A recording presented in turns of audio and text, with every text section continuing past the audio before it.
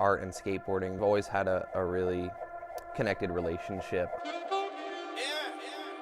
A lot of popularized clothing options nowadays, graphic t-shirts and stuff, owe a lot of that to skateboarding and the graphics that were produced by incredible artists that went on different pro models.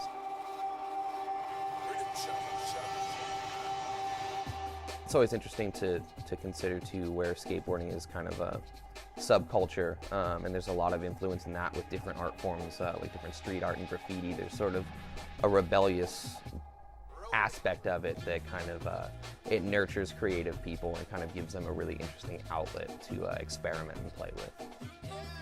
We were looking around the city and noticing that there was a really vibrant skate culture that didn't necessarily seem to have a really solid stronghold or point where they could come and meet and collaborate and share. And so we decided that with all of these talented and creative people, like, we really wanted to give them a space to kind of come together and collaborate and work on projects. So it's much more than just a retail shop. We really work to encourage people to come in and meet other skaters and go out and share tricks and different styles that they have, as well as working on creative projects. You know, some board shapes speak to people and the graphics do not, so we like to offer different graphic schemes. We have a full working art production facility in the back where we can customize graphics and shape boards, or we do a lot of refurbishment.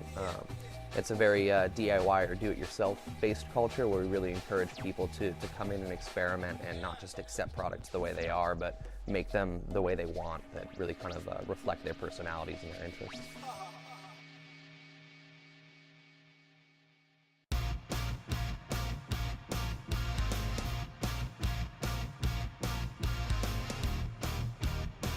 Skateboarding really originated as we know it with the invention of the urethane skate wheel in the late 70s.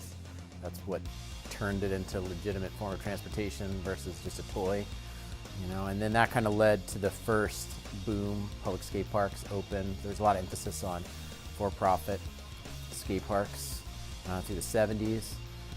Kind of the first death of skateboarding was around 1980, and then you really didn't see skateboarding picking back up till the mid-80s. Basically, the skateboard industry was really born through that period from the 1980s through the early 90s, at which point everything died again. And then about 4 or 5 years later, it was back in the public eye again with things like the X Games and some of the video games, Tony Hawk Pro Skater, a lot of that stuff put things back in front of people. It's really been booming ever since. It's bigger than ever.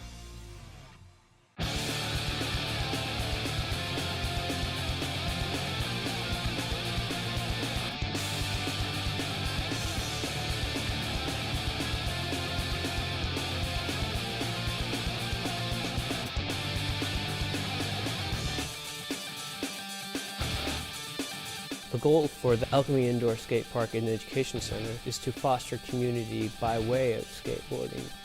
There's a lot of resources these kids have to offer the community. I mean, they're natural problem solvers, they're very, very intelligent, but through a lot of our research we find that 56 or 57% of these kids are dropping out of high school. So there's a disconnect between them and the mainstream or dominant culture in this area. That is a huge problem when we have all this huge resource, but it's not being accessed. So the whole mission of Alchemy is to show the community, one, that we can, these kids, these people, this community, this subculture has ability to make things great in Tacoma. Not solve all the problems, you know, by any means, but to step in the right direction. It's an overlooked group, has been overlooked for a while. So we want to partner with the school district and show kids that they can get PE credit for skateboarding. Instead of thinking skateboarding and school can't go together, or I can't transfer my skills from skateboarding into my education, you know, now they're going to be a little more accepted, and it's still fun.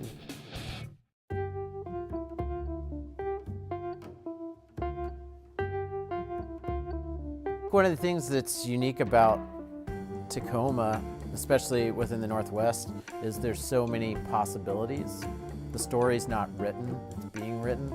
And so there's a willingness, I think, to explore new ideas, to move in new directions, to take chances, you know, and I think that's an invaluable resource. I think that's a cultural element that is compatible with skateboarding and the skateboarding culture. You know, this idea that we can invent it for ourselves, that we can create it, that we can find community partners, that we can do something new or different. We can learn from other people's successes and failures. For us, the ball's really just getting rolling, and I think that creates tremendous possibilities.